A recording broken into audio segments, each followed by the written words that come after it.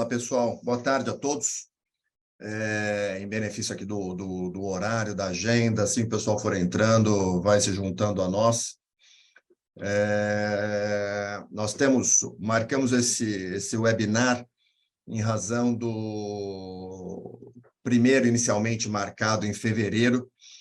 Marcamos um encontro em fevereiro e muitos dos amigos que estão aqui hoje na mesa estiveram lá também, participando do debate do Decreto Federal 11.413, de 13 de fevereiro de 2023, que trata dos certificados de crédito de reciclagem, que trata do certificado de estruturação de reciclagem de embalagens em geral e que trata do certificado de crédito de massa futura.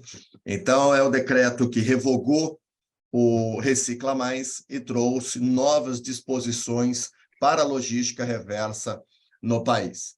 Foram vários questionamentos, vários pontos de vista naquela oportunidade, e a gente optou, né, por realizar um novo encontro e ampliar esse debate, a discussão com os profissionais do setor, com especialistas, representantes de cooperativas, do Ministério Público, para a gente ampliar o olhar do decreto 11.413.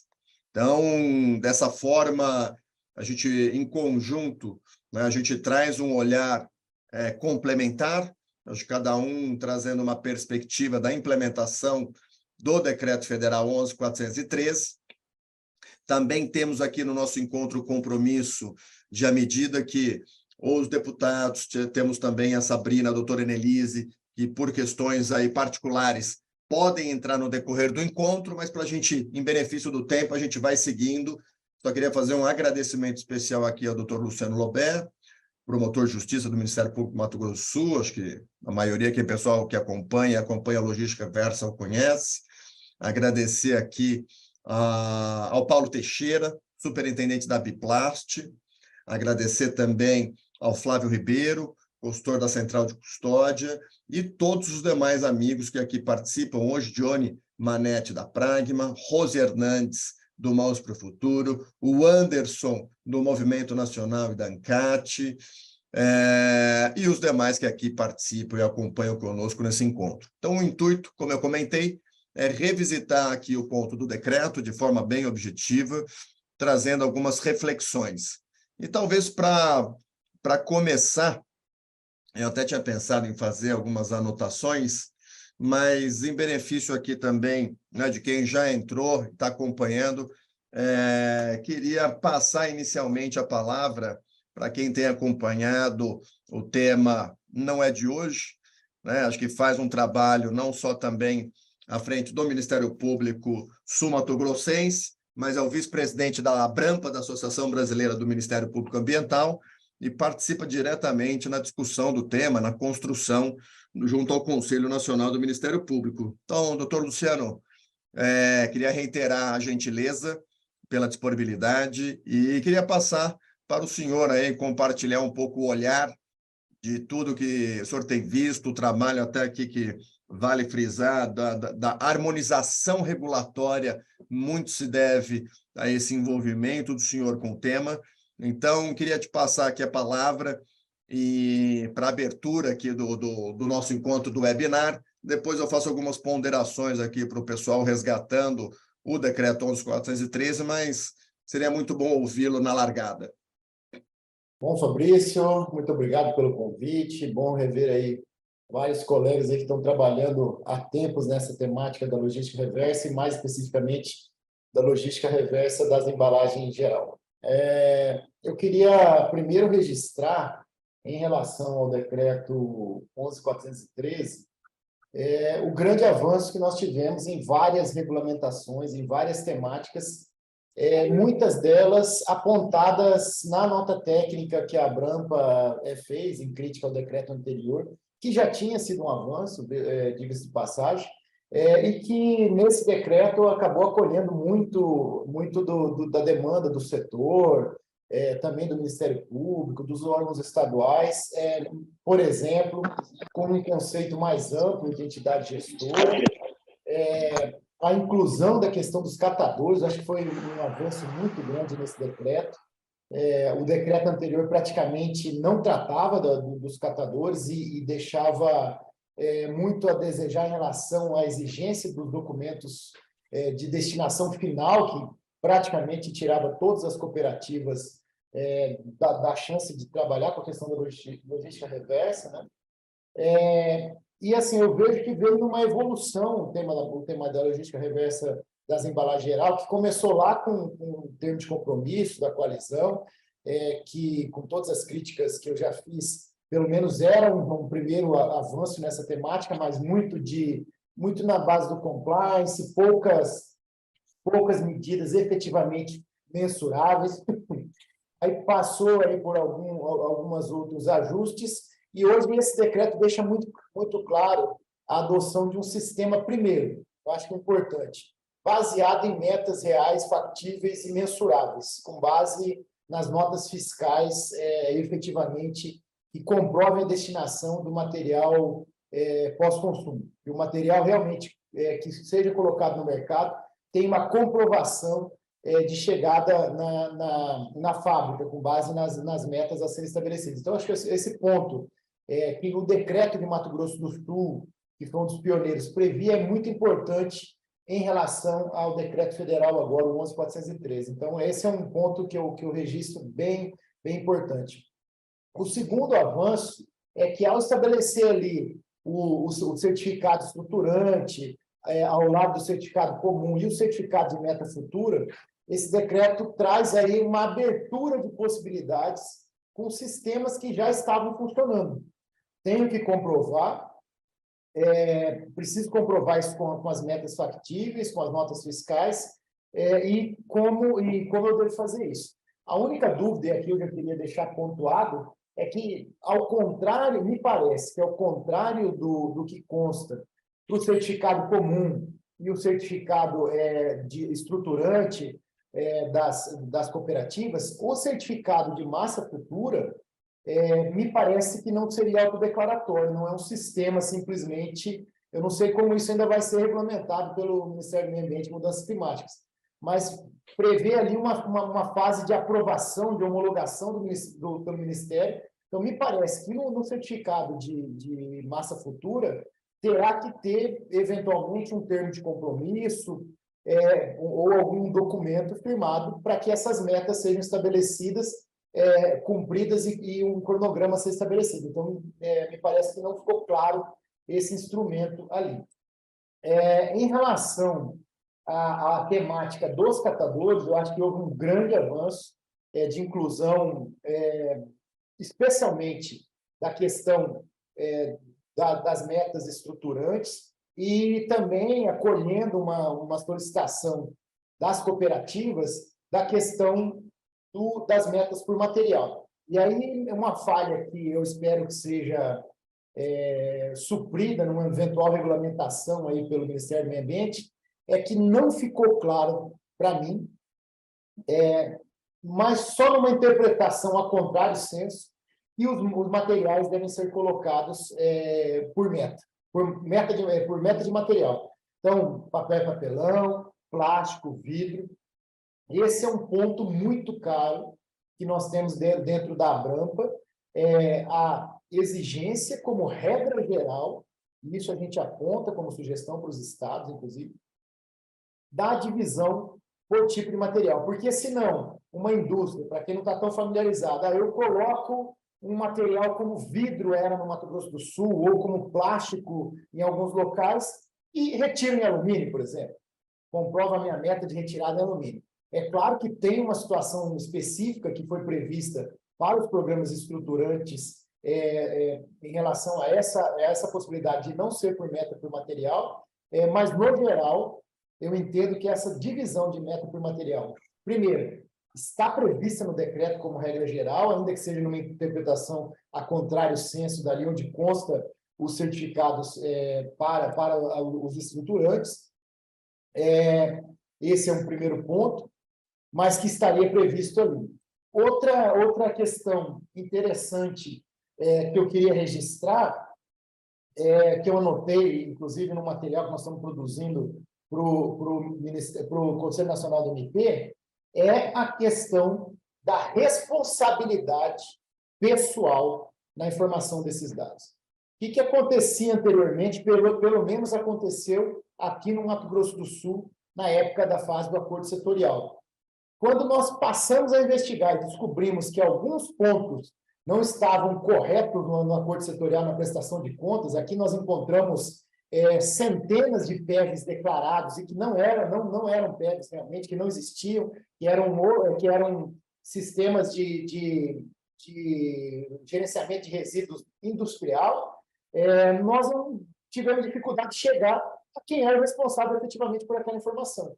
Agora, está muito claro no decreto, artigo 25, parágrafo 1º, que deve haver um responsável técnico por essas informações.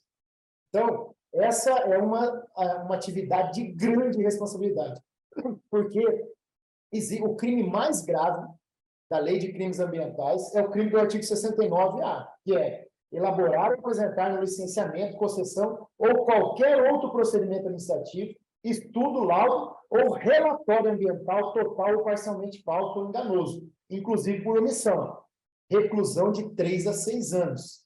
Então, as pessoas que se envolverão nesses sistemas de logística reversa e aquelas que prestarão essas informações como responsável técnico junto aos órgãos ambientais, no caso, ao Ministério do Meio Ambiente, devem ter a consciência da gravidade e da importância, portanto, do compliance dentro de todo esse sistema de logística reversa. E aí, então, entra muita responsabilidade do compliance das indústrias, né? Do setor empresarial, primeiro, eles como os primeiros responsáveis, em segundo lugar, as entidades gestoras naqueles sistemas coletivos, e em terceiro lugar, o verificador independente. Porque lá na frente, se encontradas eventuais omissões, falsidades nesses relatórios, além de uma responsabilidade penal da pessoa jurídica, e me parece que envolve no crime tanto a entidade gestora, quanto a indústria, quanto até mesmo o verificador independente, conforme o caso, você tem uma responsabilidade pessoal muito grande. Um outro tema que não me ficou muito claro foi justamente como esse decreto, apesar de ele está claro ali que ele é um dos sistemas de cumprimento da logística reversa, mas não me ficou muito claro como articula esse decreto federal com o decreto, por exemplo, do vidro 11.300 de 2022. O que vai prevalecer como conceito de entidade gestora? Aquele conceito que está lá no decreto do vidro só para o vidro ou é o conceito geral? E as questões de peculiaridades, a questão dos 100 quilômetros, que está lá, tem uma indústria responsável, uma do envasamento, o dono da marca, o outro da fabricação. Me parece que essa harmonização de interpretação entre o decreto federal 11.300 e os termos de compromisso do alumínio e da lata com esse decreto federal é uma tarefa ainda a ser feita ou na regulamentação do Ministério do Meio Ambiente, ou, conforme for, pela doutrina aí que vai se criando, pela prática do dia a dia, pela jurisprudência, não sei como nós vamos conciliar isso. Eu aqui, não como promotor de justiça, mas falando aqui um pouco como professor de direito ambiental, como quem estuda essas matérias, o que me parece é que, em relação aos conceitos gerais, como o conceito de entidade gestora, o conceito que mudou de verificador independente me socorre o nome agora que me... Verificador de resultados. Isso, eu estou falando verificador independente, vice de linguagem antiga. O verificador de resultado, que chama agora, em novo decreto do vidro, ainda está verificador independente. Então, esses conceitos gerais, me parecem que vêm agora com esse novo decreto, com base nos conceitos gerais. E somente aquilo que for específico da cadeia do vidro, da cadeia da lata de alumínio, da cadeia dos metais em geral, esses sim prevaleceriam os acordos ali estabelecidos, sempre lembrando que as metas serão sempre aquelas mais rigorosas estabelecidas. E assim, para não monopolizar a discussão aqui, como nós, na Abrampa, estamos fomentando a discussão dos estados regulamentarem isso, e nós, assim, realmente ficamos muito felizes. Primeiro, eu queria registrar isso aqui, a abertura e o comitê que foi criado para a criação desse decreto, e especialmente o Ministério do Meio Ambiente, e aí eu falo especialmente da Sabrina também, que nos deram a ouvir a Branca e a Comissão de Meio Ambiente do CNMP, e que incorporaram muitos desses conceitos das notas técnicas que nós apresentamos, só que tem que ser reconhecido, né? Mas ainda assim, pelo menos até que haja uma regulamentação pelo Ministério do Meio Ambiente, me parece que ainda sobra espaço para regulamentações estaduais. Por exemplo, a questão de metas mínimas estaduais, a meta por material, né? Um detalhe que não está claro para mim, porque está previsto ali o esgotamento dos créditos cooperativas. Tudo bem, mas como que nós vamos comprovar? Imagina uma entidade gestora que trabalha com cooperativa, com outros operadores logísticos, como que ela consegue manejar essa situação? E quando essas cooperativas sequer estão com alguma entidade gestora? Então, esse é um trabalho que pode ser feito, por exemplo, no Estado, em criar uma lista das cooperativas e um banco público de créditos e leilões de crédito cooperativo, algo assim. A forma de formalização dos créditos estruturantes pode ser prevista em decreto, por exemplo, vamos prever que no estado tal o programa estruturante deverá assinar um termo de compromisso, apresentar um projeto, a regulamentação disso, né? Outras obrigações, por exemplo, do distribuidor e comerciante, instalar PEG, prestar informações sobre os produtos que comercializam, massa e outras situações. Uma falha muito grande que eu não vi nesse decreto, e nem no decreto do Catador, como conversa a obrigação do grande gerador com o sistema de logística reversa. Não está claro para mim. Se você for pensar que na cadeia do vidro, grande parte veio do que eles chamam de sistema canal frio, que é o restaurante, o bar, como que esse grande gerador conversa, o sistema do grande gerador com a logística reversa e com o pró-catador. E mais ou menos nessa linha que eu tinha os apontamentos iniciais aí, Fabrício, espero ter auxiliado no debate. Trouxe mais dúvidas. Tá? Só esse é o resumo. Não, mas ótimos pontos, Luciano. Acredito que vários, até dentro dessa reflexão aqui, um parênteses,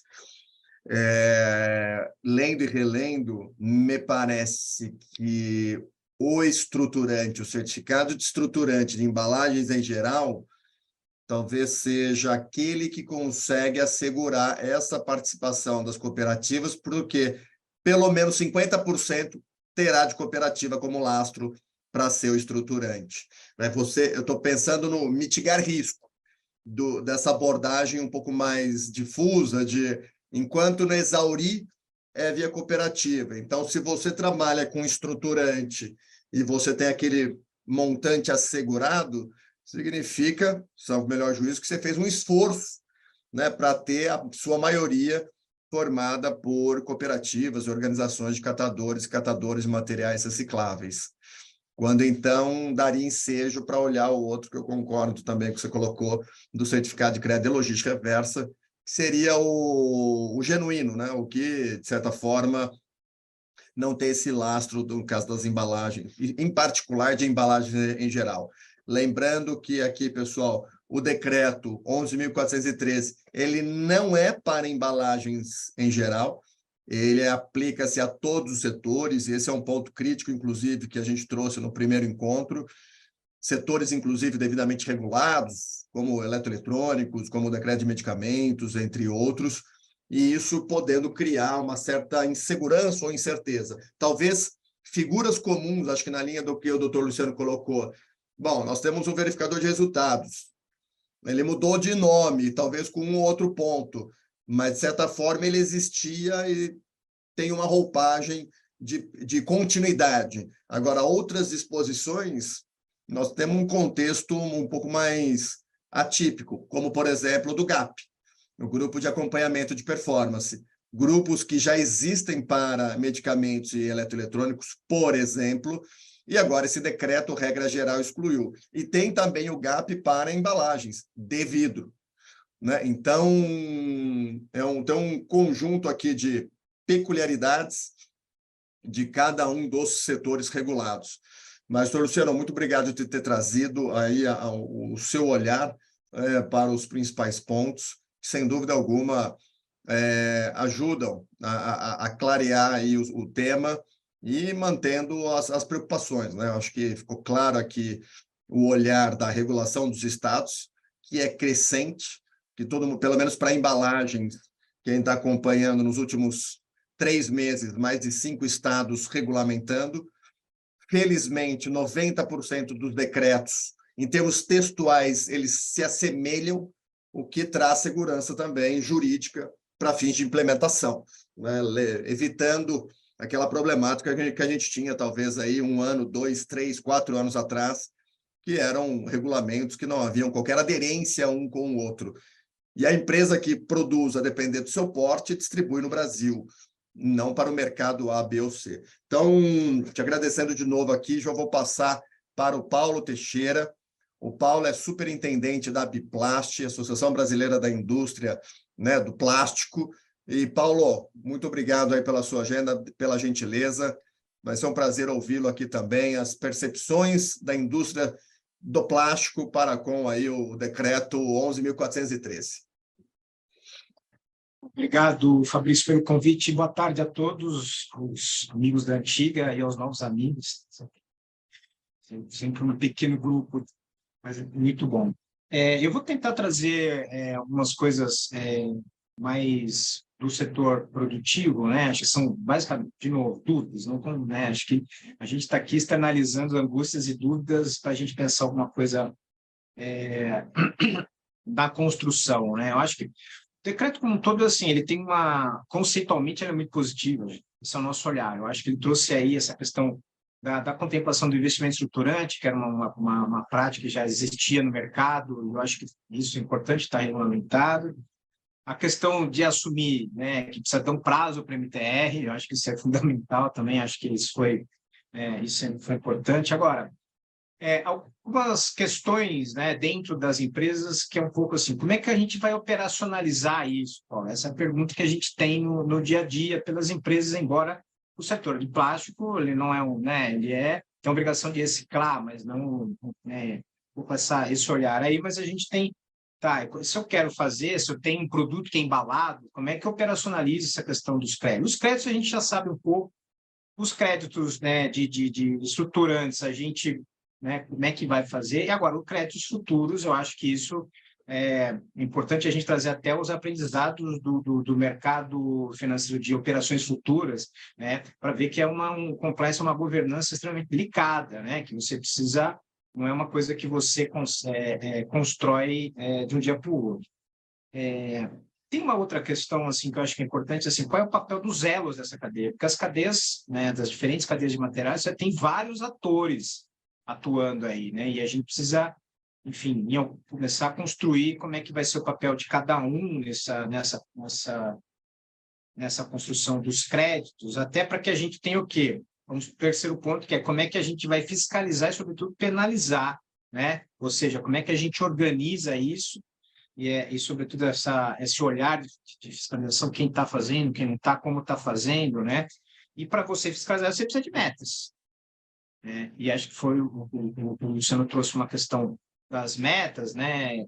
Acho que as metas provavelmente devem conversar com as metas do Planares, que não são por materiais, né? As metas do Planares são gerais, né? E regionais, etc. e tal. Então, eu acho que é importante, em algum momento, a gente precisa fazer esse link, porque para você fiscalizar e para você construir projetos, tem que ter meta. Então, acho que é importante esse entendimento aí. Uma outra questão que eu acho que é importante a gente entendimento qual o papel do reciclador e, sobretudo, como é que vai ser essa distribuição dos CDFs, para que a gente evite, embora assim, já tenha algumas leituras do decreto, do que o decreto, né, consiga evitar a duplicidade de massas, mas eu não consigo enxergar isso tão claro, né? Quando eu tenho um agregador de volumes operando, gerando certificado, ou quando eu tenho um reciclador comprando direto de um reciclador, ou um reciclador comprando direto de um agregador de volume. Como é que a gente vai fazer essa rastreabilidade desse caminho para que não haja duplicidade? Ah, mas o MTR, tá, vai ter um período que a gente vai operar sem MTR. Então, o período que a gente vai se adaptar. Então, como é que a gente conversa isso? E efetivamente, até para as empresas se organizarem, né? Vou emitir CDF ou não vou? Ele vai ser possível utilizá-lo no mercado de crédito ou não? Ou aonde que vai ser utilizado, né? Então, acho que isso é importante até para dar segurança jurídica para quem faz os investimentos como reciclador, né? No meu setor, que eu compro resíduo e transformo em resina, né? Efetivamente, ali é onde você dá circularidade para a questão, embora eu acho que ainda tenha essa, não sei se é um preconceito, mas, enfim, é uma questão talvez teórica de tese, de que, não, economia circular não se mistura com logística reversa. Não sei, só tem circularidade se tiver logística reversa. Uma coisa, né? Talvez a gente precise pensar nisso.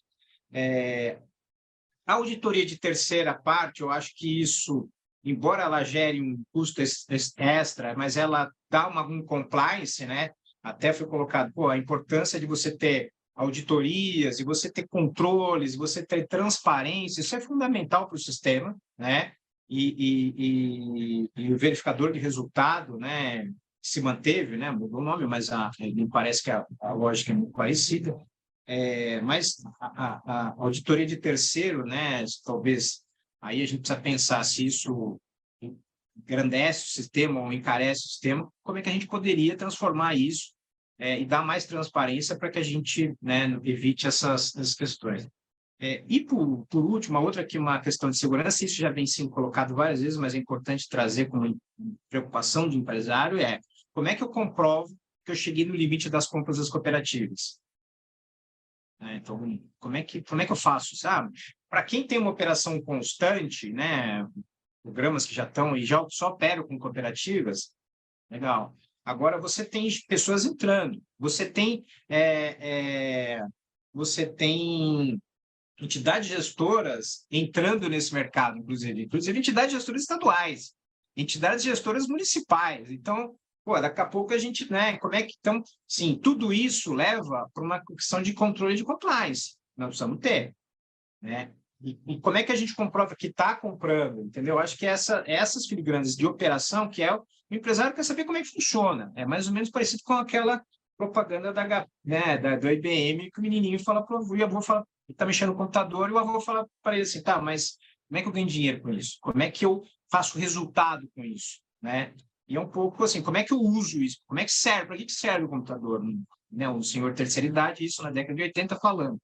E é um pouco isso que o empresário quer saber. Como é que eu uso isso? Como é que eu tenho segurança jurídica? Como é que eu entro nesse mercado?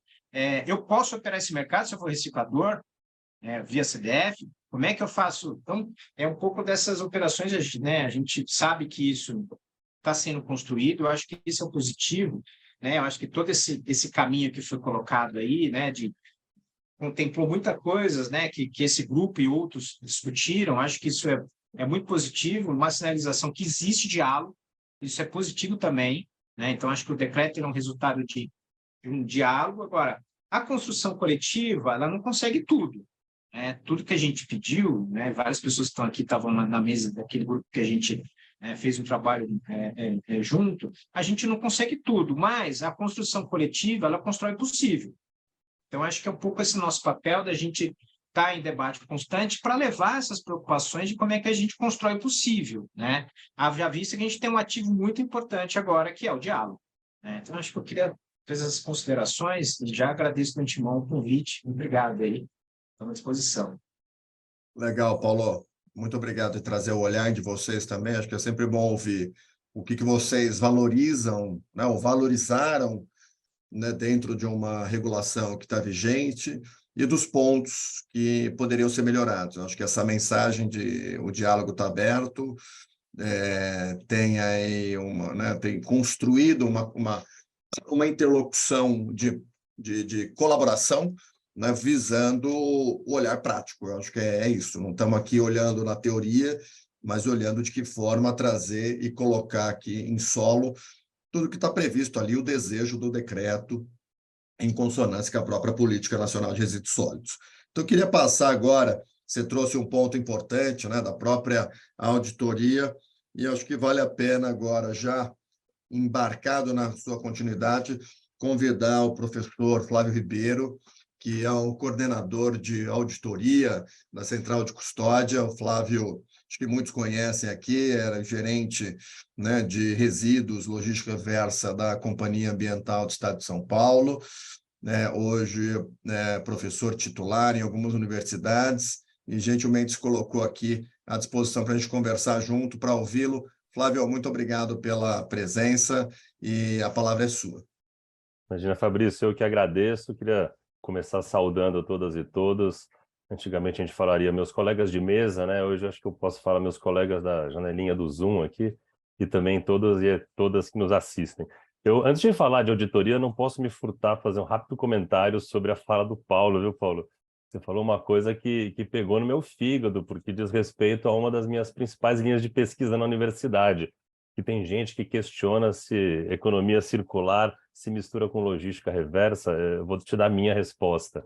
A minha resposta é que o que não retorna não circula. Então não tem jeito. A gente tem trabalhado nessa linha, depois se quiser a gente conversar mais, tem até um artigo meu justamente com esse título, tá? Para tentar mostrar que é o começo da história, então um pressuposto para mim. Mas enfim, isso dito, eu queria dizer que concordo, assim, em gênero, número e grau com a fala do Paulo e também com a do Luciano, que me antecederam. Não poderia deixar de ser diferente, né? Porque realmente acho que todos reconhecem o decreto como um grande avanço. Ele permite, inclusive, novos avanços. Acho que isso talvez seja uma coisa muito importante a ser destacada. Ele abre portas, as portas, na minha opinião, corretas, para que a gente siga evoluindo a partir de tudo que a gente já evoluiu até o momento. E eu vou focar a minha fala, dentre todas as possibilidades aqui, justamente nesse ponto da auditoria, que é com o qual tenho recentemente trabalhado mais, porque pessoalmente acredito que esse é um fundamento, até como já destacado pelo Dr. Luciano e pelo Paulo também, para garantir segurança e confiabilidade, não só no ponto de vista operacional de um sistema, de outro, de um operador que seja, mas para toda a ideia da logística reversa, porque existem muitos momentos, inclusive quem conversa com a população em geral, quem conversa com a outra ponta da cadeia, né, o consumidor, o que tem que descartar em última análise, essas pessoas ainda têm muita dúvida. Para onde vai? Será que vai? Será que isso vai realmente... eles não usam esses termos, né? Mas, em última análise, gerar inclusão social dos catadores? Será que a gente vai cumprir os objetivos do decreto e da lei com os sistemas como eles estão hoje? E, para assegurar isso, eu acho que a auditoria e outros instrumentos que têm sido propostas, inclusive o próprio MTR, são realmente fundamentais. Aí eu só queria fazer um breve retrospecto aqui, muito 1 ou 2 minutos. Quando a gente começou com esse assunto em São Paulo, na época eu estava na CETESB, um dos primeiros momentos, isso foi em 2011, que a gente pegou o decreto e falou, tá bom, vamos colocar de pé. E tinha mandato lá do secretário de Estado para falar, não, vamos colocar, fala o que eu preciso fazer. Aí eu falei, bem, primeira coisa, a gente precisa entender o que é um termo de compromisso e um acordo setorial, porque os decretos, o decreto à época, não era claro. E está aqui a Rose Hernandes, do Mãos para o Futuro, que fez parte dessa época, assinou o primeiro dos termos de compromisso que nós fizemos. E o que eu quero dizer é que na época a gente não tinha certeza nem do que era um termo, nem de como devia se estruturar um documento dessa natureza. E eu quero usar isso como exemplo do resto de tudo que a gente vem construindo até então. E acho que muito do que a gente conseguiu construir desde então foi pisando em ovos, né? Quando a gente, por exemplo, no passo seguinte, em 2015, aí eu vou fazer um pouco eco aqui com a fala do próprio Dr. Luciano, essa história de ter metas para fiscalizar era uma grande dificuldade, porque no começo não tinham metas percentuais. Se vocês olharem os primeiros termos de compromisso, era quase uma massa futura, era um programa saindo do zero, ou alguns que já tinham sua trajetória, como Mãos para o Futuro, mas que buscavam mais qualquer outra coisa se estruturar geograficamente. E aí era difícil para a época criar uma meta percentual. Vamos sair do setor um pouco de embalagens, né? Pensar, por exemplo, eletroeletrônicos. Quanto que a gente vai recolher? Não tenho a menor ideia. Não sei nem qual é a predisposição do meu consumidor em levar um equipamento eletroeletrônico de volta a uma loja para devolver. Então, isso tudo teve que ser testado e isso demora um tempo. Então, é só deixar bem claro que esse tempo de maturação, nesses 12 anos, né? Agora quase 13 já da política promulgada, serviram para a gente estruturando. Hoje a gente já tem, em 2015 em São Paulo a gente conseguiu, e depois os outros estados também com termos de compromisso, o governo federal com os acordos setoriais, ter metas percentuais para todo mundo, né? Isso foi muito importante, até porque isso permite a fiscalização e que em 2018 culminou aqui em São Paulo com a colocação disso no grande arcabouço fiscalizatório e de compliance, que é o licenciamento ambiental. Podemos criticar ou não, tem opiniões divergentes, mas o que eu quero colocar é que, de uma forma ou de outra, a criação de mecanismos de controle, de observância, de fiscalização é fundamental para assegurar a confiabilidade. E é nesse sentido que eu vejo a auditoria sendo aqui regulamentada, embora ainda no começo, né? Acho que o decreto ele anuncia, tem a minha opinião, inclusive, um avanço em relação ao decreto anterior, o Recicla Mais, que já tinha essa previsão, mas ele tornou, na minha opinião, mais factível. E a ideia é que a gente consiga, a partir de agora, realmente verificar não só colidência, não só verificar a duplicidade de notas fiscais, mas gradualmente consiga cada vez verificar mais e melhor as coisas.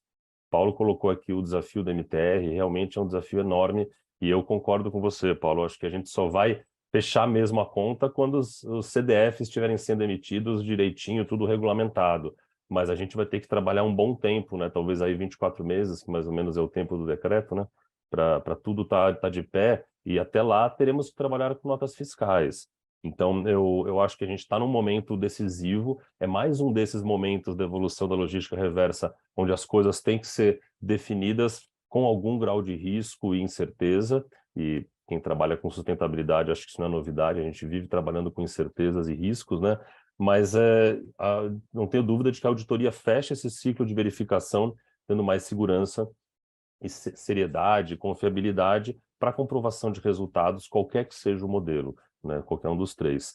E isso, para o lado aí, falando um pouco de verificador de resultados, isso amplia, né, o que já é feito pelo verificador e traz novos atributos a serem verificados, e aí usando o termo, né, auditados, em relação a dados de nota fiscal e eventuais outros documentos. Inclusive, a nossa expectativa é que com a verificação mais pormenorizada de outros parâmetros, outros atributos de notas fiscais e documentos correlacionados, principalmente indo para operadores, a gente consiga verificar inconsistências que digam respeito a questões até aqui que o Dr. Luciano colocou e que são históricas da logística reversa e do próprio setor de resíduos, coisas que a gente talvez sempre tenha querido consertar. Talvez essa seja a hora e a gente esteja com os instrumentos disponíveis à mão, né? E a gente consegue talvez aí começar a verificar algumas não conformidades de operadores via análise documental, e isso eu espero permita que o setor se torne cada vez mais robusto e mais confiável como um todo.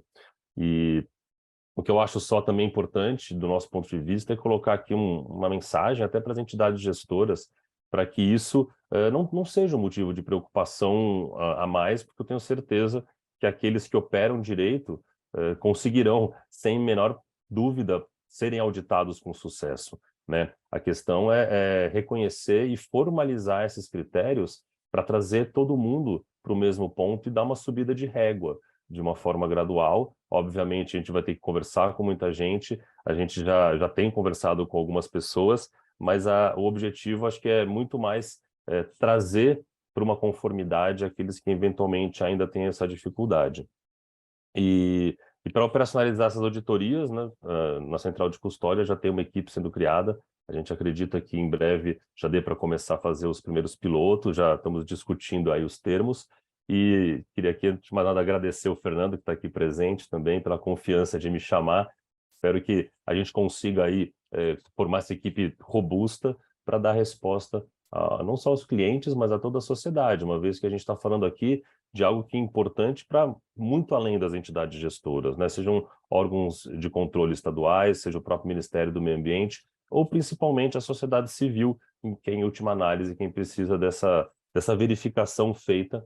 E aí eu destaco um ponto muito importante que foi levantado aqui pelo Dr. Luciano e que já nos chegou na forma de diversas perguntas em outras ocasiões, que é relativa às pessoas, né? Eu acho que é muito importante lembrar que a gente não está falando aqui de ter um software que você aperta um botão e sai um resultado mágico. Eu, paralelo com logística reversa, trabalho com avaliação de ciclo de vida, e é uma área, desde o meu mestrado eu trabalho com isso, e é uma área, para quem conhece, onde proliferam os softwares. E hoje em dia tem empresas de consultoria que fazem avaliações de ciclo de vida, onde o cara aperta um botão, sai um resultado, e parece que aquilo, por ter sido feito com critério técnico, adquire uma aura de verdade absoluta.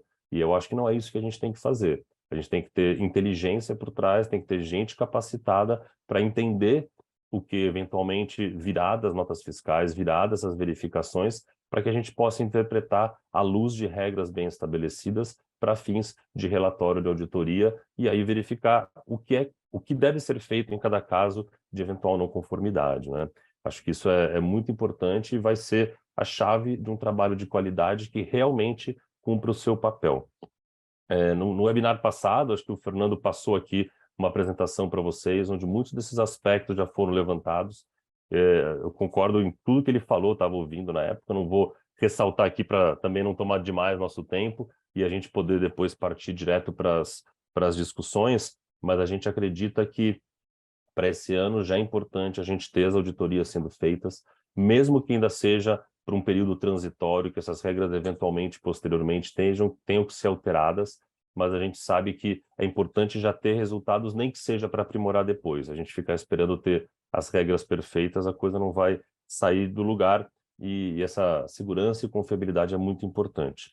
Vim só destacar, a Sabrina infelizmente não pôde participar, mas eu queria deixar registrado aqui que, na minha opinião pessoal, como técnico que está pelo menos aí 15 anos trabalhando com resíduos e mais de 12 anos com logística reversa, que o Ministério acertou muito com o decreto, a auditoria mantida lá, inclusive, né? Eu estou falando desse aspecto, mas óbvio que tem outros, mas em relação à auditoria, não só de manter, como deixá-la no formato documental, para que a gente consiga também viabilizá-la de uma forma razoável, para que haja não só uma distribuição de responsabilidades ao longo da cadeia, o doutor Luciano falou muito bem disso, mas também para que a auditoria seja algo factível e possível, para que todos possam cumprir. A gente sabe que o grande objetivo é promover a operação, é ampliar, é estruturar, é incluir socialmente os catadores e catadoras, e é para isso que tem que ir o principal dos recursos dos programas. A gente espera que com a auditoria a gente possa garantir que isso está acontecendo, institucionalizando as verificações, né, muitas que eu acho que alguns programas já realizam, mas fazendo com que a gente tenha exigências comuns a todos, para que de uma forma única o setor de logística reversa como um todo, entidades gestoras, empresas, operadores, possam avançar com segurança e gradualmente a gente possa ter cada vez relatórios melhores que inclusive dê aos órgãos de controle e à sociedade um retorno sobre o que está acontecendo, para que não fique margem de dúvida sobre a seriedade e o compromisso de todo mundo com relação aos objetivos da lei, principalmente. E, de um ponto muito geral, era isso que eu queria colocar, Fabrício, só abrindo aqui o debate para que a gente possa também responder as perguntas da sessão passada e, eventualmente, outras que você julgue pertinente a gente responder hoje. Obrigado e estou aqui à disposição. Excelente, Flávio. Então, acho que até seguindo na linha de quem vai entrando, a gente se envolve. Eu vou resgatar algumas perguntas aqui e vou começar aqui já pela Rose. A Rose, que é diretora da ABPEC, Associação Brasileira de Perfumaria e Cosméticos, e coordenadora do Mãos para o Futuro, o programa implementado em âmbito nacional por 3, 4 setores econômicos, e que no nosso primeiro encontro trouxe um pouco aí do olhar, né, dos programas estruturantes, que é o perfil do Mãos para o Futuro, que trabalha com mais de 50% aí de cooperativas. E, Rose, ouvi um pouco você, o desafio no último encontro, houve um ou outro comentário sobre o trabalhador, o agente ambiental, o cooperado avulso. Como é que vocês veem isso hoje lá no programa? Como é que enxerga essa situação que é factual, né, que acontece? E sem prejuízo, se você quiser comentar de algum outro ponto adicional, também sinta-se à vontade. E obrigado por participar. Obrigado, Fabrício, novamente pelo convite. E, na verdade, tem sido aí recorrente, né? Principalmente o Anderson, o Sebastião e outros, né, representantes das organizações de catadores, essa preocupação, né, com a inclusão dos autônomos, avulsos ou individuais. E eu comecei a pensar, e isso discutir aqui internamente, realmente, assim, é uma preocupação. Por quê? Desde o início, né, do princípio do programa, já lá em 2006, o objetivo do Mãos para o Futuro foi exatamente melhorar as condições de trabalho e a qualidade de vida dos catadores. E, no início, a gente trabalhou muito com algumas prefeituras na retirada dos catadores de lixões, trabalhamos na inclusão dos catadores que trabalhavam nas ruas. Então, essa preocupação, né, com melhorar a qualidade, isso sempre aconteceu por meio de formalização e estruturação das associações e cooperativas de catadores. Passou por equipar, capacitar esses catadores. Então, atualmente, assim, no início, praticamente nenhuma cooperativa, isso eu já tenho falado várias vezes, emitia notas fiscais. Hoje nós temos, dentro do programa Mãos para o Futuro, 100% das cooperativas emitindo e declarando via notas fiscais. Então, agora, e considerando as exigências aí do próprio decreto 11.413, quanto à rastreabilidade, verificação de resultados, auditorias nos operadores, a gente entende que vai ser muito difícil ter uma viabilidade para a contratação diretamente desses catadores. Então, o que nós temos feito, isso já desde anterior, inclusive, ao decreto, para tentar absorver esse contingente de trabalhadores, tem sido, por meio das cooperativas que fazem parte do Mãos para o Futuro, a gente fez um mapeamento daquelas cooperativas que tinham acesso fácil, que você tinha uma passagem de catadores individuais, e essas cooperativas que tinham aí algum espaço disponível e gostariam ou aceitavam trabalhar, né, com esses catadores individuais. Então, a gente faz uma adequação, uma reforma nesse espaço para adaptar, para receber os catadores, e ainda providencia aí um valor de capital de giro, para que eles possam comprar. E a intenção é de que essas cooperativas que fazem parte do programa, elas já recebem pela comercialização, elas ampliariam o material que chegaria na cooperativa, pagariam um valor diferenciado, principalmente para plástico, para vidro, e essas cooperativas que já recebem, elas vão receber um valor a mais pela própria comercialização e vão receber, e já recebem também por logística reversa. Então, essas cooperativas, elas têm aí a obrigação de passar um preço mais, né, pagar um preço justo, um melhor preço para esses catadores autônomos. Mas, então, a gente acredita que esse tem que ser um movimento das organizações de catadores junto com as entidades gestoras. Não dá para a gente partir para um trabalho ou uma contratação dos autônomos individualmente. Legal, Rosi. Muito bom, acho que isso expõe de forma pragmática como o programa busca, né, internalizar e trazer como parceiro os catadores e as catadoras autônomas, que é uma realidade no Brasil, e o que você acaba de compartilhar aí, que buscam, sempre que possível, trazer para próximo das instituições, das organizações formais estabelecidas, associações e cooperativas de catadores e catadoras de materiais recicláveis.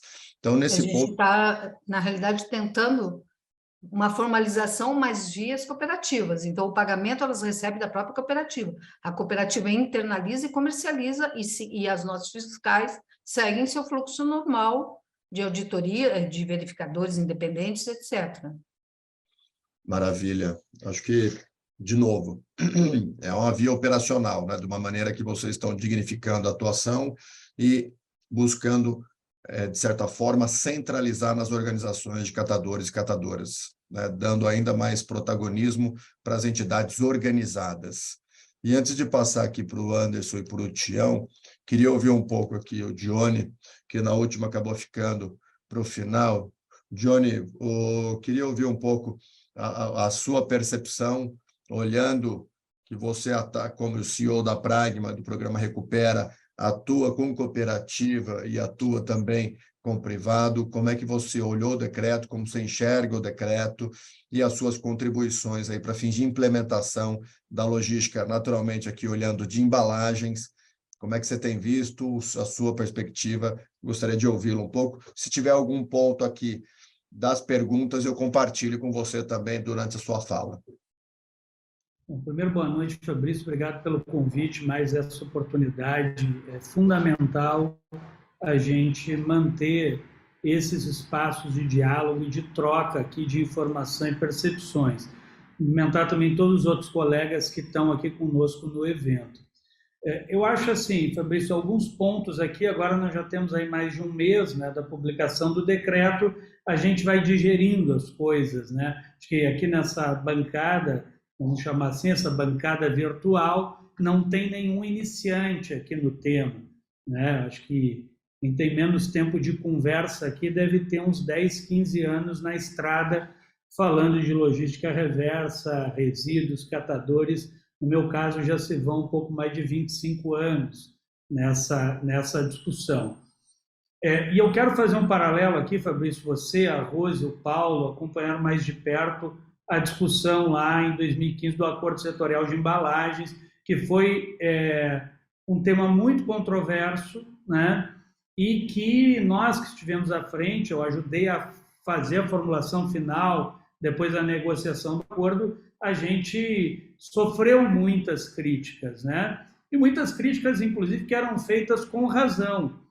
Mas eu, particularmente, defendia, como defendo até hoje, o acordo que foi assinado, porque eu dizia, a Rose lembra disso, o seguinte, olha, mais vale um mau acordo andando do que um perfeito sendo construído em tese.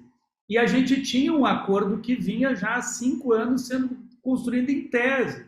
Tinha as formulações mais belas, mais fantásticas, assim, emocionavam a gente. Mas a gente não tinha um acordo.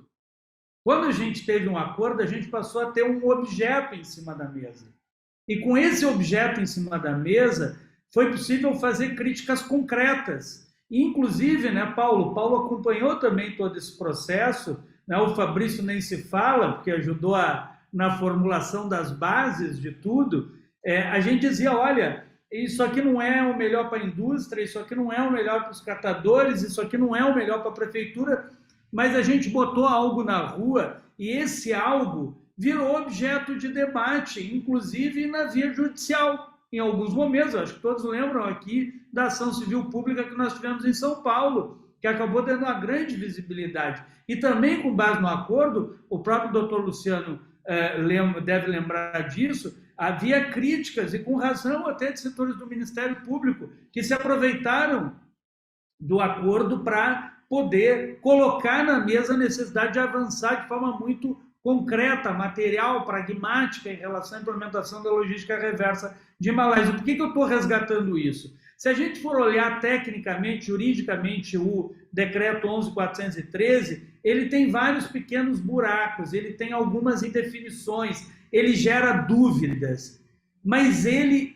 é incomparavelmente muito melhor do que o decreto 11.044. Ele cria uma maior estabilidade. E veja, quem me conhece aqui, conhece as minhas falas, sabe que eu fiz duras críticas ao longo desses últimos ano e meio, depois que saiu o decreto, um ano, né, depois que saiu o decreto 11.044. Mas também costumo ser justo nas minhas críticas. Também o decreto 11.044 ele foi positivo, porque ele colocou vários temas na mesa que eram tratados de forma lateral, que eram tratados nas bordas. Então, o decreto 11.044, a Rose sabe disso, acabou também nos provocando a nos organizarmos, né, Rose? Os programas estruturantes hoje estão organizados em um fórum, o próprio debate do que fazer com os problemas do 11.044 levou a uma articulação de um grande movimento hoje que reúne empresas, associações empresariais, fóruns de prefeituras, entidades gestoras, catadores, e que está caminhando aí, a Rose, o Paulo, está acompanhando, o Fernando, sabe disso, nós estamos caminhando para construir uma grande aliança pela gestão, recuperação e reciclagem de resíduos no Brasil. E eu queria usar isso como exemplo, Fabrício, porque mais do que entrar aqui no tecnicismo do decreto, eu acho que é um ponto que o doutor Loubert trouxe aqui, que o Paulo trouxe, e que é fundamental e que está nos motivando a construir essa grande aliança. A possibilidade do diálogo voltou para a mesa. E isso faz toda a diferença. Porque é óbvio que o decreto 11.413, embora ele tenha um viés de embalagem, ele não é só exclusivo para a embalagem. Então, e aí são as conversas que a gente tem feito com o Ministério do Meio Ambiente, tem um novo secretário agora anunciado, que bom, nos parece uma pessoa de diálogo, aberta para trocas, para conhecer o que está acontecendo, né? E isso é muito positivo também. O Ministério ele vai ter a necessidade de regulamentar os vários setores. E eu acho que é nessa regulamentação, para o caso de embalagens em geral, que nós vamos ter que enfrentar alguns temas. Não há dúvida, pelo menos de quem está aqui, eu tenho certeza disso, de que a prioridade deve ser dos catadores de materiais recicláveis. A lei prevê isso.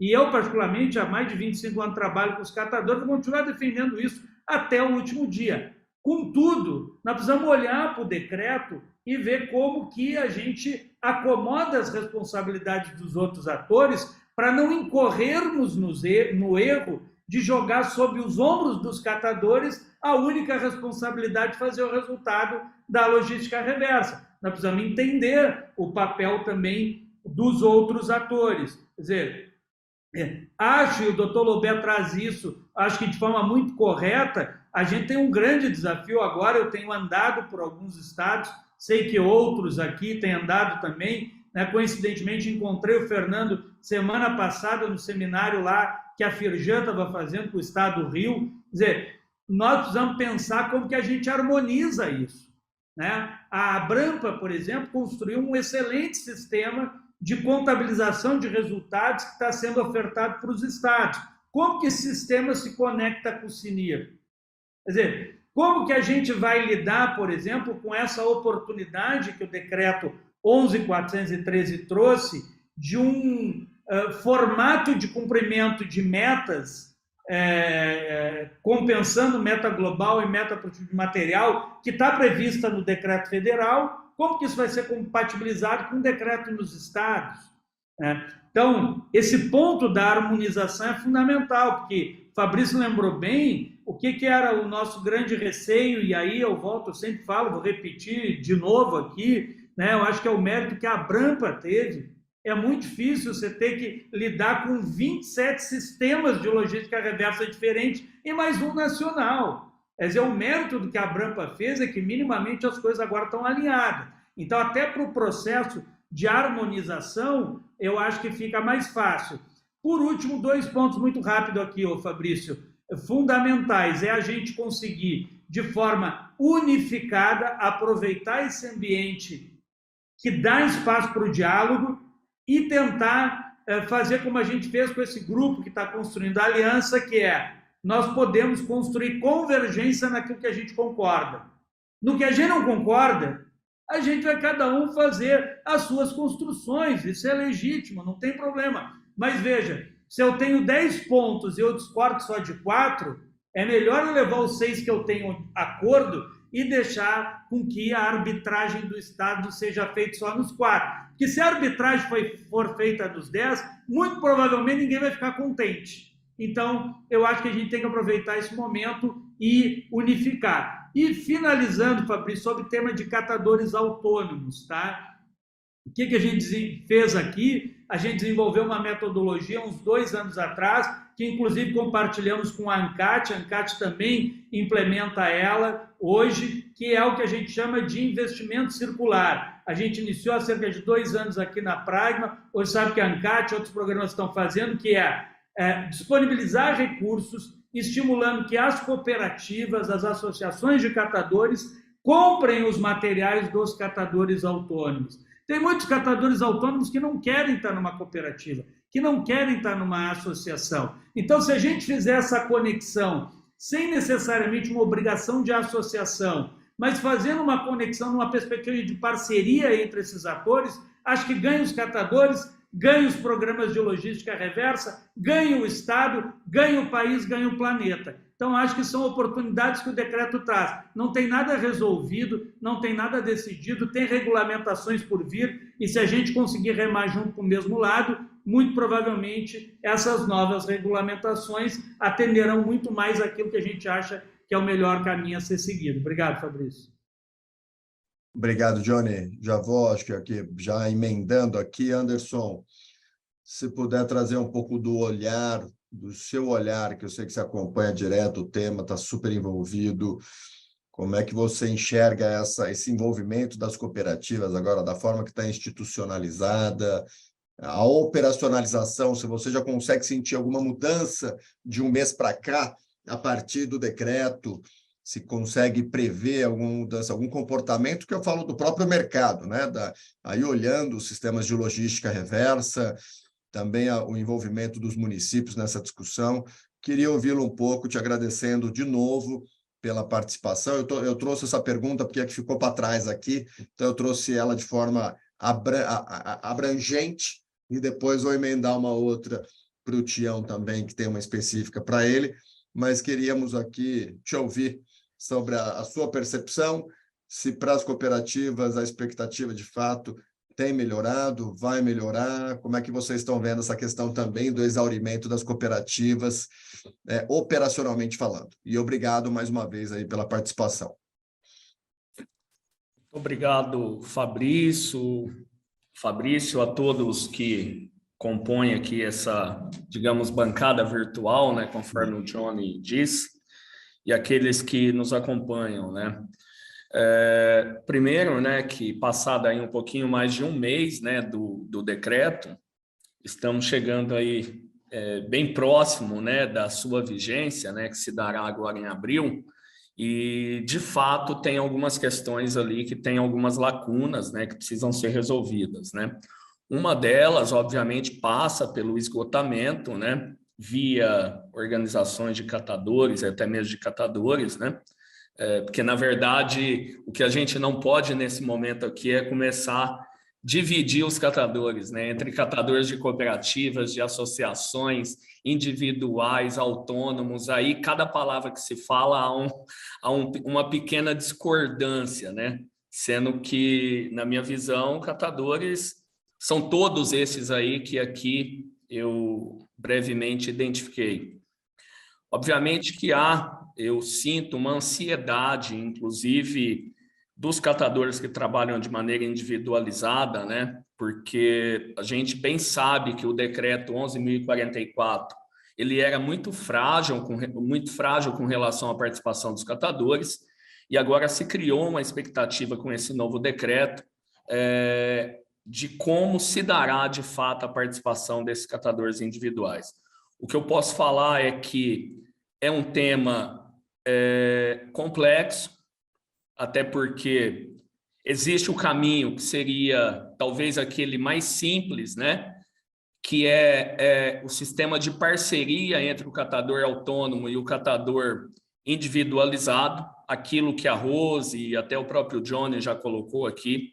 Eu, enquanto sócio fundador de uma cooperativa de catadores, que comecei lá no antigo lixão, depois passei para a catação na rua, até a formalização da cooperativa, o que eu posso te dizer é que a cooperativa aqui, juntamente com a ANCAT, já está criando vários mecanismos para apresentar para esses catadores aqui do município.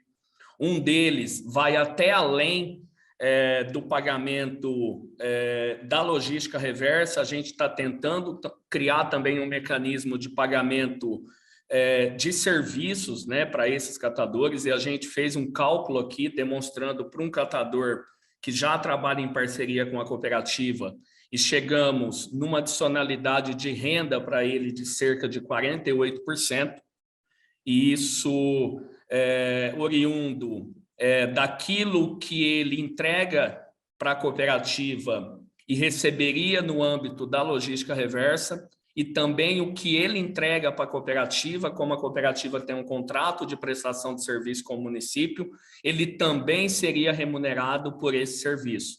Então, chegamos aí a uma adicionalidade de renda de 48%. E a gente sabe muito bem aqui, com a maior tranquilidade do mundo, eu posso afirmar para todos aqui, a importância desses catadores que, historicamente, estão aí recolhendo embalagem pós-consumo há anos e anos nesse país aqui, e a gente sabe muito bem que boa parte dessas embalagens pós-consumo passa pela mão dos catadores.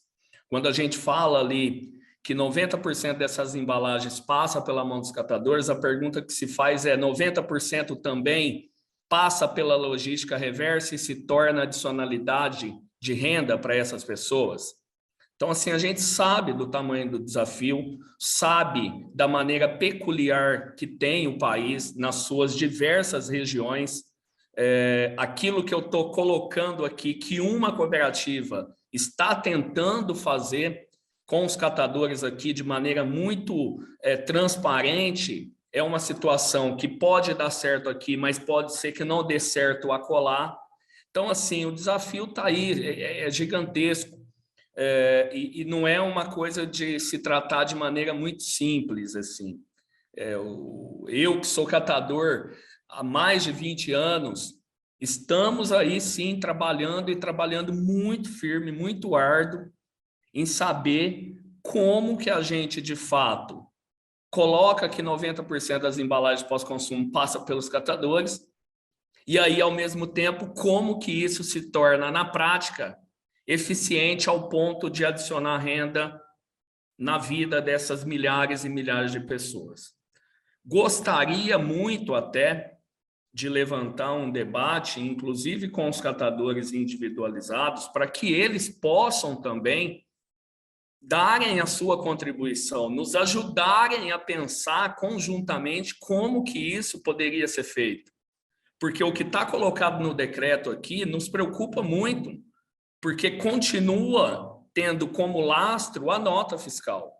E aí a gente, na prática, sabendo que existe um alto número de informalidade dos catadores, principalmente aqueles individualizados, é um baita desafio, porque isso não é uma questão particular e própria do ato de querer ou não incluir essas pessoas, esses catadores individualizados. A questão é que está colocado no decreto que o lastro é e continua sendo pela nota fiscal. Mesmo que houve lá um prazo estabelecido para o MTR, CDF, mas não vamos esquecer, continua sendo lastreado por nota fiscal. Então, assim, que nos ajudem também a pensar. Eu acho que o que está faltando também, esse campo aqui para nós é super importante, mas eu tenho certeza absoluta que atinge não uma grande quantidade desses atores aí que tem essa ansiedade de saber como serão incluídos, né? E aí eu acho que um dos nossos papéis aqui é fazer chegar essa informação de fato para toda essa companheirada que está com uma alta expectativa de que definitivamente agora seremos também contemplados por essa política pública, né?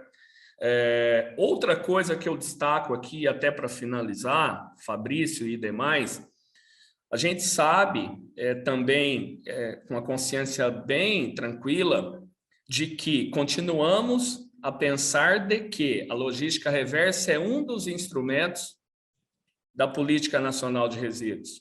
Vou te dar um exemplo aqui, e a Rose bem disse que lá no passado as cooperativas sofriam com a emissão de nota fiscal. Eu lembro como se fosse hoje, que alguns programas aceitavam naquela época os famosos recibos e tudo mais, mas não vamos esquecer que as coisas se interligam, né? Hoje uma cooperativa, para seguir essa conformidade, e eu concordo plenamente que isso não deverá ter nenhum tipo de recuo, mas hoje para emitir uma nota fiscal, digamos que uma cooperativa que hoje comercializa em média 80, 100 toneladas e tem disso uma receita de R$100 mil, só de pagamento de PIS e COFINS ela paga por ano cerca de R$43.800. Isso eu estou falando de uma cooperativa de médio e grande porte. Se você pegar uma cooperativa que tem uma média hoje de 30, 40 toneladas, é a mesma conta, cerca de 40% vai para o pagamento do PIS e COFINS. Ah, Anderson, mas o jogo é isso. Não é isso, mas para quem está dentro da cooperativa sabe muito bem o que eu estou dizendo aqui. E aí, muitas vezes, a cooperativa que hoje pensa em logística reversa, nós não estamos falando de outra coisa a não ser recuperação de massa. E muitas vezes, para a cooperativa obter um bom resultado, até mesmo no âmbito da logística reversa, a cooperativa precisa ter um arcabouço ali que não só deriva da coleta e venda dos materiais recicláveis.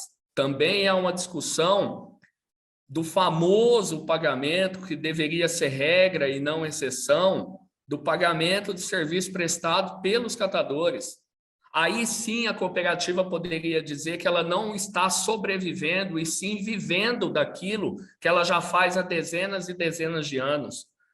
Então, é bom levar isso para a companheirada, porque senão dá-se a entender de que a logística reversa será um instrumento que definitivamente agora vai salvar a vida dos catadores. Não salvará aqueles catadores que estão nas cooperativas, que continuam com seus grandes gargalos.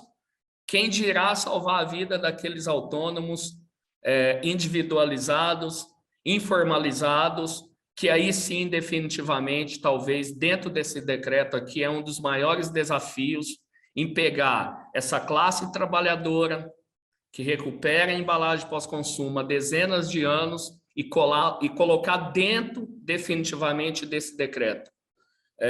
O desafio está colocado e a gente está enfrentando esse desafio com muita responsabilidade, serenidade. Como o Johnny disse aqui, eu acho que uma das coisas mais importantes é que voltou o diálogo. E o diálogo não é só entre nós aqui, é entre todos aqueles que querem fazer com que o sistema de logística reversa, de coleta, recuperação de embalagens aí, seja satisfatório num país tão grande e tão complexo como é o Brasil, Fabrício. Maravilha, Anderson. Sempre pontual, direto. Eu agradeço e cumprimento vocês aí pelo trabalho que vem fazendo, tanto o movimento como a ANCAT. E já estendo o agradecimento aqui ao Tião, do movimento Eu Sou Catador. O Tião também é outra liderança dentro dessa agenda de catadores e catadoras de materiais recicláveis. E, Tião, e da última conversa, ficaram algumas ponderações abertas aqui. Qual o seu olhar para esse decreto? Como é que você espera que vai mudar? Qual a sua perspectiva? E parabéns pela chegada. Não sei se é filho ou filha recentemente. Parabéns aí, filho. Pai fresco. Obrigado, Tião. Adorei o termo pai fresco. É um menino, é o Samuel. Dá para ver a felicidade estampada no rosto. Mais um palmeirense aí. Seja bem-vindo. É palmeirense, não é botafoguense. Eu estou com verde aqui.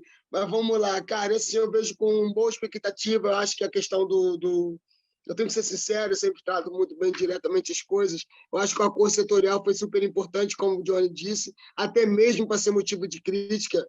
E eu faço uma crítica aqui, acho que o acordo setorial, por mais que ele tenha sido um mecanismo que impulsionou aquilo que estamos discutindo agora, que é a questão do novo decreto, né? Eu acho que por mais que a gente não tenha feito o melhor dos melhores, mas a gente tinha pelo menos um mau acordo para criticar, para que surgissem melhores acordos. E eu acho que esse acordo ele vem melhorando, e eu acho que também ele tende a melhorar daqui para frente. Eu vejo a questão dos certificados de crédito de massa futura, como que esse certificado pode garantir algo que eu vou trazer aqui para reflexão. Eu não tenho uma resposta, mas assim como o doutor Lobé, eu acho que eu vou trazer umas questões de reflexão. O governo, essa semana, ele está promovendo uma conversa com as mulheres catadoras de materiais recicláveis. Então, o MESC foi convidado justamente porque o MESC é um movimento que vem trabalhando a questão dos 95% dos catadores que não estão organizados de forma alguma, que é a grande maioria dos catadores. E aí, ela pediu para que a gente fizesse algo diversificado e convidasse pessoas de vários estados. Vocês já tiveram a oportunidade de conhecê-la, que é a Lindaci, que é uma catadora de cooperativa de Abreu e Lima, e eu, como conheço muito bem a Lindaci, falei, Lindaci, eu sei que você tem uma boa abrangência de conhecimento aí de cooperativa, mas também de lixão. Eu queria que você convidasse, que o governo pediu, uma catadora de lixão. E ela foi pegar e ligou para Quero que vocês sigam o meu raciocínio, tá?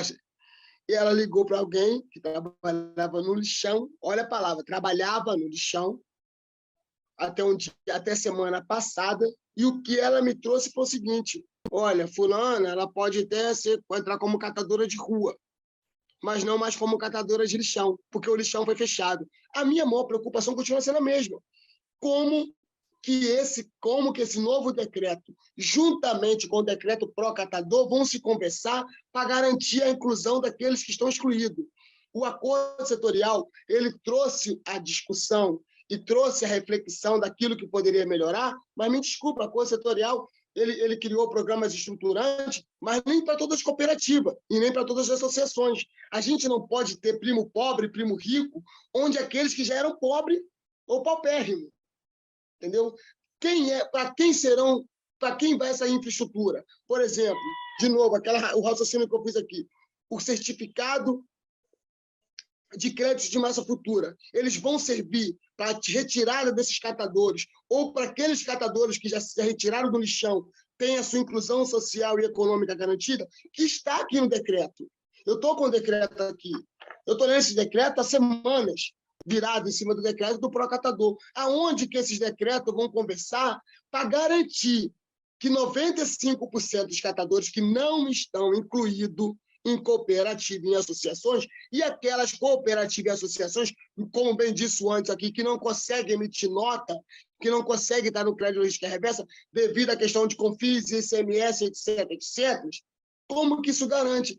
Eu ainda não tenho essa resposta. Porém, dizer até onde eu li, que o decreto é ruim, eu não posso dizer, como o Johnny falou, ele é muito bom do que os últimos outros decretos, do que os últimos da Conselho Setorial e do decreto Recicla Mais. Agora, eu ainda não consigo enxergar como que esse decreto coloca, no mínimo, em pé de igualdade, não só as cooperativas e associações existentes, que não têm e não detêm a mesma infraestrutura que algumas cooperativas, principalmente aquelas cooperativas que foram beneficiadas e muito bem beneficiadas pela Conselho Setorial. Então, você tem cooperativa, principalmente no eixo São Paulo, entendeu? Com mega infraestrutura, desde usina mecanizada a cooperativa com infraestrutura. Mas quando você vai nos outros estados, seja a cooperativa ou a associação, não tem a mesma infraestrutura.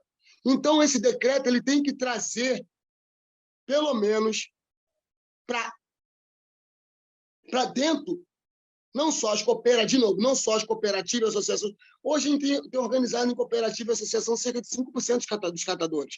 Se você pegar, menos de 2% dessas cooperativas conseguem, de fato, alcançar o crédito logística reversa.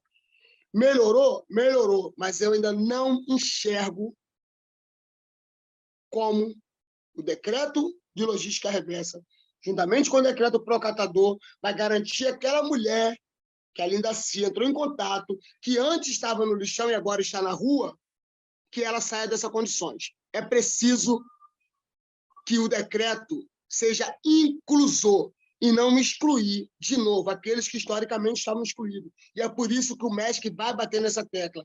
95% daqueles catadores que o MESC vem trabalhando, discutindo, são catadores de rua, catadores de lixão e catadores de cooperativa. Mas a grande maioria são catadores de ruas e lixões. Eu ainda preciso entender como esse certificado, por exemplo, de massa futura, ele pode hoje garantir X número de cooperativa, pensando que essas cooperativas vão incluir os catadores de lixões e de rua, e essa massa futura poder beneficiar as entidades gestoras? É preciso pensar nisso, porque senão a gente vai criar, no meio daqueles que já eram, de novo, pobres e excluídos, os primos pobres e os primos ricos. E a grande maioria ainda continua sendo primo pobre. E acho que não pode ser isso. O decreto não pode beneficiar somente um grupo de cooperativas ou somente aqueles que estão organizados em cooperativa e associação. Os dois decretos trazem, por várias vezes, os catadores de ruas e lixões, os catadores que estão organizados em outras formas de organização que não são cooperativas e associações. Porque a gente, como eu falei, tende a pensar cada dia mais naquilo que pode melhorar. Porém, eu tenho me debruçado no decreto, eu acho que o certificado de crédito de massa futura pode ser um caminho de melhoria das cooperativas que não foram beneficiadas dentro da Conselho Setorial e que continuam sendo primo pobre, e incluir os primos paupérrimos. É isso. Valeu, Tião. Acho que traz um olhar complementar aí também no olhar das cooperativas. num cenário mais desafiador, que é o do lixão, né, que é o que ainda atende aí milhares de municípios no Brasil, 2.500 aproximadamente, então um olhar crítico também. E acredito aqui algumas perguntas complementares, mas eu queria só colocar aqui, ver se o Fernando quer trazer alguma consideração complementar, enquanto central de custódia que esteve presente no último, senão eu vou encaminhando aqui para o fechamento, porque nós combinamos de encerrar no horário, pessoal, até porque se deixar nós vamos até na Sendal, outra vez nós vamos até às 8 e certamente iríamos de novo. Então eu estou aqui mais rigoroso para que a gente possa ter, novamente, teremos outras oportunidades, mas queria deixar aberto aqui, especialmente porque esse time aqui, essa galera participou do primeiro encontro, e é sempre um privilégio tê-los aqui, ouvi-los. Então, a quem está acompanhando aqui, agradeço, mas, por fim, aqui, ver se o Fernando quer trazer algo complementar, e aí eu vou passar para o doutor Luciano fechar. Boa tarde a todos. Não, Fabrício, acho que pode passar para o doutor Luciano fechar. Acredito que o debate hoje foi avançamos um pouco mais, eu acho que temos coisas novas. O Flávio já está dirigindo aí a área de auditoria da Central de Custódia, trouxe os pontos que a gente queria passar a mensagem hoje. Estamos preparados para atender esse novo decreto e, como o Paulo Teixeira colocou no começo, eu acho que a gente tem algumas soluções aí com a nota fiscal que já conseguem suprir uma série de lacunas. Eu acho que vale a pena a gente se debruçar nessa discussão um pouco mais técnica, olhando para a nota fiscal, e ela é sim um documento que já traz uma completude junto agora com a auditoria de documentos que pode trazer ainda mais segurança para a recuperação de resultados. Fabrício, só queria fazer uma outra colocação. Eu concordo perfeitamente com o Anderson. A gente não pode dividir os catadores, porém a gente tem que entender que o que hoje tem, e aí não é crítica, eu adoro ver cooperativas e associações muito bem estruturadas, inclusive para que isso sirva de modelo, para que mostre que é capaz de fazer. É preciso se entender, pegar as cooperativas que são modelo e que têm dado bons resultados e que têm mostrado que vale a pena investir, para buscar como cases de sucesso, para que possam investir nas outras cooperativas. Entendeu? O que a gente tem hoje, como eu falei, o que mais traz problemas entre isso é que, quando o cara olha para uma cooperativa, digamos, na situação pobre, ele fala, eu não vou entrar naquele lugar ali para trabalhar, porque na rua eu ganho mais, e isso é verdade. A gente agora está numa situação, eu não sei se o Anderson pode colaborar com o que eu vou falar aqui agora, é que, e aí eu não sei como é que vocês chamam na cidade de vocês, mas aqui no Rio de Janeiro, mais que seja um verbo pejorativo, eles chamam o usuário de craque de cracudo. E aí eu tenho um áudio de um amigo meu aqui que fala o seguinte, papelão aqui no Rio de Janeiro nem cracudo quer. E é realmente, como que a gente vai garantir também a sobrevivência das cooperativas via crédito de logística reversa e quando o material reciclável chega no ponto que está. Eu não sei como contar o custo em São Paulo, mas aqui no Rio de Janeiro, o papelão enfardado está 30 centavos, não paga o fitilho para enfardar. E quem trabalha em cooperativa e a gente da gestora sabe o tanto que o papel é importante das cooperativas de catadores.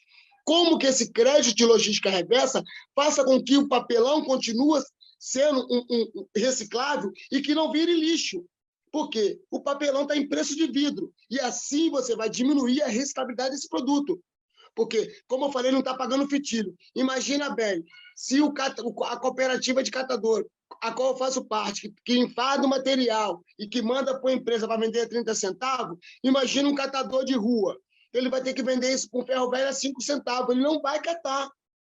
E isso também a gente tem que pensar como que o certificado de crédito logística reversa garante a reciclabilidade e a reciclagem dos materiais recicláveis, quando o mercado, pelo valor econômico e comercial desse material, já não garante. Valeu, Tião. Queria agradecer aí você também. E veja, pessoal, tem outras tantas perguntas aqui. Mais uma vez, nós não vamos dar conta. E fica aí para a gente remarcar e tratar disso oportunamente, trazer mais luz para o tema.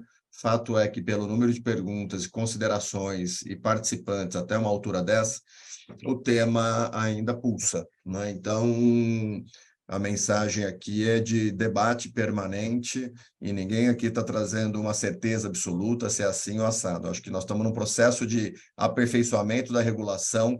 Se o acordo é de 15, o debate começou em 11 e da política começou lá na década de 90 com o projeto do Emerson Capaz. Então, a gente está avançando, né? Temos o Arnaldo com um valoroso trabalho para o tema, o próprio deputado Carlos Gomes, que trabalha hoje pela regulamentação da Lei 14.260, que basicamente, no popular, é a Lei Rouanet para reciclagem. Então, temos muito trabalho dentro da agenda de resíduos em território nacional, junto com tecnologia, junto com a eliminação dos lixões, com a valorização do trabalho dos catadores e catadoras, o envolvimento da iniciativa privada, economia circular, entre tantas outras frentes. Doutor Luciano, em agradecimento a todos aqui, a gentileza, a agenda, passo para o senhor fazer o fechamento aí. Bom, Fabrício, eu acho que o debate, você tocou no ponto principal, é tudo muito novo ainda, o decreto muito recente, a própria temática de implementação com maior amplitude e maiores dados da logística reversa das embalagens em geral é um tema novo ainda que está sendo consolidado. Eu acho que a participação dos catadores foi muito... O Sérgio da Silva Bispo fez vários questionamentos ali nessa linha colocado pelo Tião de como incluir o catador de rua, o catador de lixão, como fazer esse crédito chegar às mãos dele. Eu acho que ninguém tem ainda essa resposta. Já ouvi falar de algumas iniciativas de aplicativos, acho que o Tião mesmo teve situações que ele já me narrou disso lá, algumas iniciativas, quem sabe com o desenvolvimento de tecnologia, de alguma forma fazer isso chegar na ponta. E o Anderson colocou muito bem que a logística reversa não é tábua de salvação para os catadores, é um dos elementos, um ativo a mais que os catadores, e aí em especial os catadores organizados em cooperativa, eu vejo muito difícil que isso consiga ser na base da informalidade total, chegar nas mãos dos catadores de rua. Acho que você falar de um empreendedor individual, algo assim, mas é muito difícil que você chegue naquele catador absolutamente informal, seria um desafio muito grande. Mas, assim, esse crédito do logística reversa, ou logística reversa, é um dos elementos. Escapa aí um elemento muito importante para as organizações dos catadores e a obrigação que o poder público tem pelo pagamento dos serviços prestados, que é negligenciada na maioria dos casos. Então, a maioria dos municípios não tem a contratação do catador pelo serviço que ele presta, ao passo que, se aquela UTR fosse contratada por uma empresa privada, o município pagaria para a execução do serviço e a venda do material seria só uma receita acessória. Então, esse ponto é muito importante. Aliado, por outro lado, o que eu sempre bato é o seguinte: da mesma forma como os catadores têm prioridade, eles têm obrigação de entender que estão no mercado e nesse mercado exige compliance, exige organização, com o devido tempo, com a devida necessidade, mas não dá para achar que é assistencialismo, não dá para achar que vai ser eternamente, não dá para emitir nota, não dá para... Vai ter que competir no mercado, competir, inclusive, por exemplo, no mercado de grandes geradores, que algumas cooperativas no Brasil trabalham com extrema qualidade. Então, o que a gente tem que buscar é, de alguma forma, o poder público fazer a parte dele no auxílio, a organização desses catadores, os próprios catadores auxiliarem entre si com a ANCAT, com o MESC, com outras iniciativas que surjam para apoiar a organização dessas cooperativas, buscar entender essa realidade brasileira do catador de rua, como ele poderia chegar nesses créditos, porque hoje esses créditos estão ficando na mão dos intermediários, né? Tudo grandes desafios que nós temos ainda para tratar na temática da logística reversa. Mas eu acho que a gente está... O importante registrar é que caminhou bastante. Um recado principal, eu acho que está muito claro hoje em dia. Ninguém mais vai chegar como chegaram lá em Mato Grosso do Sul 5, 6 anos atrás e dizer: olha, não sei o que é logística reversa de embalagem, Mato Grosso do Sul está fora do acordo setorial, Campo Grande não era cidade sede da COP, então não tem que cumprir. Eu acho que nenhuma empresa hoje séria no mercado vai falar: olha, não sei o que é logística reversa e não tem que cumprir isso. logística reversa da embalagem geral. Acho que esse é o grande avanço que nós temos. A partir de agora, é tentar ampliar cada vez mais essa base das empresas que devem cumprir, porque nós temos as maiores cumprindo, mas nós temos milhões de empresas que não cumprem, né? Que enquanto está, um não cumpriu a meta, se cadastrou, mas não cadastrou certo, não emitiu, deu um problema de colidência. Tem milhares de indústrias e empresas, eu penso que muitas das médias e pequenas, que nem sequer sabem que é logística reversa ainda, ou pelo menos sabem, mas estão bem quietinhas e não cumprindo. Então, eu acho que esse é um grande desafio que nós temos, como chegaremos a esse sistema de buscar essas grandes empresas. Então, eu agradeço aí a oportunidade, peço desculpa que vou ter que sair agora de imediato, porque eu tenho um outro compromisso, mas me coloco à disposição para outras discussões futuras. Muito obrigado.